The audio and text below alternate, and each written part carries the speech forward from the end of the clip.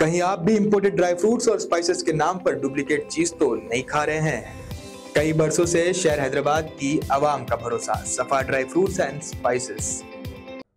ఈ CIR portal 2023 ఏప్రిల్లో మనకు వచ్చింది. సో అప్పటి నుంచి కూడా పోలీస్ డిపార్ట్మెంట్లో ఈ సెల్ ఫోన్ని రికవరీ చేసిన తర్వాత విక్టిమ్స్ని ఒక చోట పిలిపించి వాళ్ళకు హ్యాండ్ ఓవర్ చేయడం జరుగుతుంది.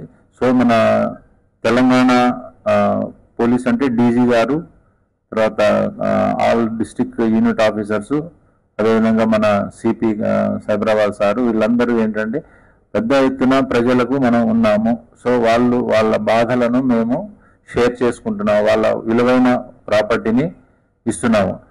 ఒకటి మనం ఏమవుతుందంటే మామూలుగా మనకు సెల్ మనం పోతుంటే ఒక సెల్ దొరుకుతుంది, మనకు ఎక్కడో ఒక సీట్ మీదనే మామూలుగా రోడ్ మీద దొరుకుతుంది. జనరల్గా మనిషి హ్యూమన్ టెండెన్సీ ఏముంటుందంటే తీసి జేబులో పెట్టుకుంటాం, ఎందుకంటే జర కాస్ట్లీ ఉంది, దీన్ని వాడుకోవచ్చు అని అనుకుంటాం. కానీ అతనికి ఈ టెక్నాలజీ ఉంది, దీన్ని ఇట్లా పట్టుకుంటారు అని చెప్పేసి తెలియదు. ఇప్పుడు మేము మీ ఫోన్ ఎట్లా ట్రాక్ చేసినాం అనమాట. ట్రాక్ చేయడం వల్ల అతను ఏం చేశాడంటే మీ సిమ్ తీసేసి ఈ సెల్ ఫోన్లో వేరే సిమ్ పెట్టి యూజ్ చేసుకుంటున్నాడు.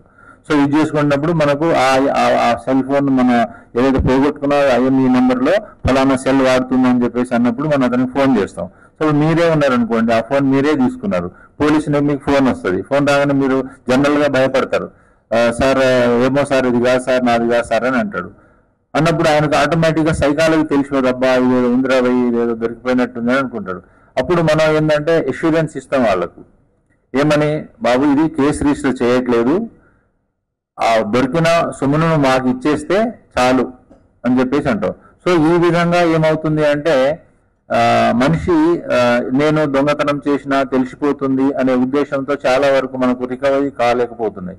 సో వాళ్ళు ఏం చేస్తారు, కొంతమంది షాపులో అమ్మేస్తారు, ఇది నా పర్సనల్ నెంబర్ అని చెప్పి అమ్మేస్తారు, పర్సనల్గా నాకు డబ్బులు ఉన్నాయని చాలా చీప్గా అమ్మేస్తారు. తర్వాత మేము ట్రాక్ చేసినప్పుడు అది ఆ షాప్ దగ్గర దొరుకుతుంది. అప్పుడు షాప్ దగ్గర దొరికినప్పుడు ఆటోమేటిక్గా వాడు లాస్ అవుతాడు కదా, సార్ నేను డబ్బులు ఇచ్చిన, 4,000 ఇచ్చిన, 8,000 ఇచ్చిన, 10,000 ఇచ్చిన అని చెప్పి అనుకుంటాడు. సో ఇది ఒకటి మనకు ఛాలెంజ్ ఉన్నది సొసైటీలో.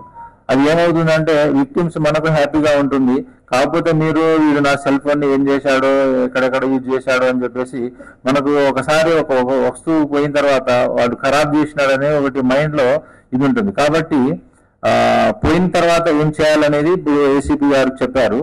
తర్వాత దొరికిన తర్వాత ఎట్లా ఉంటుంది అనేది అది కూడా మీరు చెప్పాలి. సో మీడియా మిత్రులు కూడా చెప్పేది ఏంటంటే ఇప్పుడు పోయిన తర్వాత ఇవ్వచ్చు ఆయన, ఎందుకంటే అతని వస్తువు కూడా పోయినప్పుడు అతనికి కూడా ఫీలింగ్ ఉంటుంది కదా, నా వస్తువు పోయింది, ఇంత కాస్ట్లీ పెట్టుకున్నాను, ఎవరైనా గిఫ్ట్ ఇవ్వచ్చు, లేకపోతే అతనే సేవ్ చేసిన డబ్బుతో చాలా కాస్ట్లీ ఐటమ్ కాబట్టి ఇవన్నీ కొద్దిగా ఆర్థికతో ముడిపడి ఉంటాయి కాబట్టి కొద్దిగా సమస్యలు ఉంటాయి. కాబట్టి మీరు ఫోన్లను జాగ్రత్తగా చేసుకోవాలంటే ఈ మామూలుగా రొటీన్గా మేము ఎప్పుడు చెప్తూనే ఉంటాం, ఏంటంటే ఇప్పుడు మొబైల్ అనేది ప్రతి రోజు మనకు నీడ్ అన్నమాట, అవసరమైన వస్తువు. అది ఎట్లా వ్యక్తిగతంగా సమాచారం ఉంటుంది, ఫ్యామిలీ పరంగా సమాచారం ఉంటుంది, ఇంకా చాలా అందులో మనం పిన్ నెంబర్స్ పెట్టుకుంటాము, తర్వాత ఆధార్ కార్డు పెట్టుకుంటాము, డ్రైవింగ్ లైసెన్స్ అన్ని కూడా దాంట్లో నిక్షిప్తమై ఉంటుంది. సో ఈ రోజుల్లో ఏమవుతుందంటే ఇది ఇప్పుడు మనకు బంగారం ధర కూడా విపరీతంగా పెరిగింది. సో మనకు స్నాచింగ్ కూడా అవుతుంది, 1,00,000 రూపాయల దాకా అయింది తులం.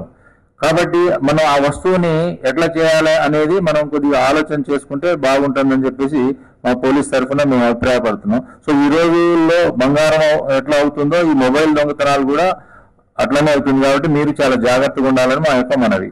ఈ చాలా హ్యాపీగా ఫీల్ అవుతున్నానండి. అసలు ఈ ఫోన్ యాక్చువల్గా ఫస్ట్ టైం పోయింది, దొరికింది, మళ్ళీ పోయింది, సెకండ్ టైం కూడా దొరికింది. చాలా హ్యాపీగా ఉన్నాను నేనైతే.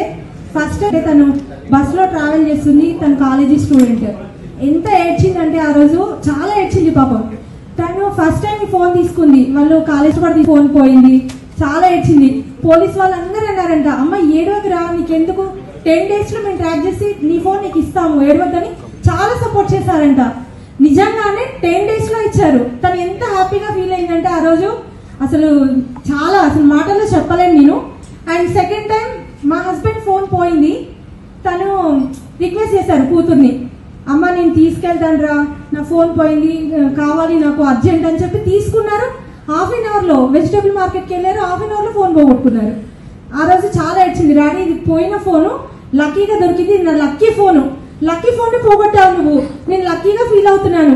దాని మీద ఒక చిన్న స్క్రాచ్ పడినా తను ఎంత ఫీల్ అయ్యేదంటే, డాడీ ఏంటి డాడీ ఇలా స్క్రాచ్ చేసావు, ఇది నా లక్కీ ఫోన్ కదా, ఎందుకు తీస్తావు, ఎందుకు యూజ్ చేస్తావు అంటుండే. అంత హ్యాపీగా ఫీల్ అయిపోయి మళ్ళీ ఫోన్ పోయేసరికి ఇంకా చాలా ఫీల్ అయిపోయింది. ఈసారి దొరుకుతుందో లేదో మమ్మీ, ఫస్ట్ టైం అయితే లక్కీగా దొరికింది, ఈసారి దొరుకుతుందో లేదో అని అన్నారు. లక్కీ కాదండి, ఇక్కడ మన పోలీస్ వాళ్ళ కష్టం ఇది. నేనైతే అలానే చెప్తాను, లక్కీ కాదు. వాళ్ళు ఎంతో కష్టపడితే కానీ ఈ ఫోన్ మళ్ళీ నా చేతికి రాలేదు. ఈరోజు నిజంగా నేను ఎంత హ్యాపీగా ఫీల్ అవుతున్నానంటే మాటల్లో చెప్పలేను. మెనీ మెనీ మెనీ థ్యాంక్స్ అండి. యాక్చువల్గా నేను జాగ్రత్త ఎలా చెప్పగలనండి, నా బేబీ బ్యాగ్ లో పెట్టి జిప్ పెట్టింది. వాళ్ళు చాలా తెలివిగా కొట్టేశారు. అంటే తన స్టాప్ లో దిగుతుందంట, అప్పుడు ఒక లావుగా ఉన్న ఒక ఆమె తన ముందుకు వచ్చేసి తనని దిగకుండా ఆపేసింది. తనని రౌండింగ్ చేశారంట ఒక 4-5 మెంబర్స్. వాళ్ళే ఉండేసరికి ఎలా తీసారు అంటే వాళ్ళే కాబట్టి జిప్ ఓపెన్ చేశారు, లోపల ఉన్న ఫోన్ ని తీసేశారు. తను దిగగానే ఫస్ట్ అసలు వాళ్ళ డాడీకి కాల్ చేస్తుంది. తను ఎక్కడ ఏ స్టాప్ లో దిగిన, డాడీ నేను ఈ స్టాప్ లో దిగాను, కాలేజీకి రీచ్ అయ్యాను అలా చెప్తూ ఉంటుంది. దిగి డాడీకి ఫోన్ చేద్దామని చూసుకుంటే ఫోన్ లేదు. వెంటనే ఏడ్చి పక్కన వాళ్ళతో ఫోన్ తీసుకొని ఫోన్ చేసింది వాళ్ళ ఫాదర్కి. వాళ్ళ ఫాదర్ వచ్చేసరికి తను పోలీస్ స్టేషన్కి వెళ్ళిపోయింది. తను ఏడుస్తూ ఉంటే వాళ్ళ డాడీ రీచ్ అయ్యేసరికి అందరూ తనని ఓదారుస్తున్నారంట. నాకు చాలా హ్యాపీగా ఫీల్ అయింది. మేమందరం ఎంతో దూరంలో ఉన్నాం, కానీ తనకి ధైర్యం ఇచ్చింది మాత్రం మన పోలీస్ వాళ్ళే కదా. ఆ టైంకి నాకు చాలా హ్యాపీగా అనిపించిందండి. తను ఏడుస్తుంటే అందరూ అదే చెప్పారంట, ఏడవద్దురా, ఎందుకు ఏడుస్తావు, ఏం కాదు నీ ఫోన్ దొరుకుతుంది. థ్యాంక్స్ అండి అందరికీ. Best quality imported dry fruits और स्पाइसेस आपके घर तक पहुंचाने की जिम्मेदारी हमारी। नंबर 1 क्वालिटी के प्रोडक्ट्स इस्तेमाल करिए, तभी तो आपके खानों में बरकरार रहेगा हैदराबाद का निजामी जायका। हैदराबाद के तारीखी चार मीनार के शाहगंज में मौजूद सफा ड्राई फ्रूट्स एंड स्पाइसेस अब ऑल ओवर इंडिया दे रहा है होम डिलीवरी अपने कस्टमर्स को। तो स्क्रीन पर दिए गए नंबर्स पर तुरंत ही कांटेक्ट करें या विजिट करें हमारी वेबसाइट safadryfruitsandsspices.com ताकि आपके घर तक पहुंच सके असली ड्राई फ्रूट्स और स्पाइसेस।